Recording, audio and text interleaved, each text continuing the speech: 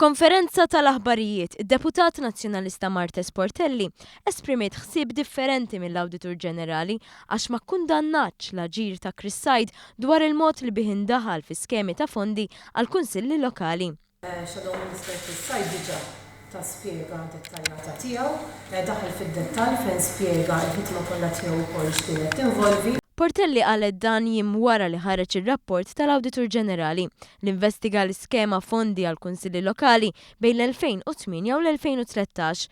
Fir-rapport jingħad li l-interventi tas-Segretarju Parlamentari ta' dak iż-żmien Chris Said mhumiex ġustifikati.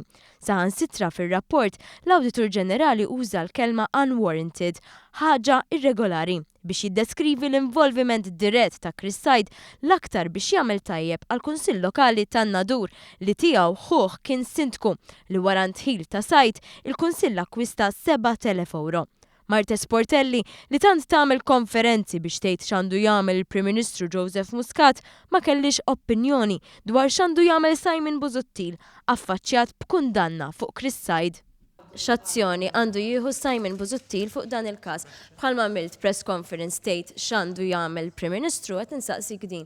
X'azzjoni għandu jieħu Simon Busuttil quddiem dan il-każ? Nista' nerġa' nwieġbek. Ir-risposta hija li Shadow Minister Chris Said diġà tal-ispjega tiegħu il-partit ta' l-ispjega tiegħu il-partit huwa immexxi mill-kap Dr. Simon Busuttil.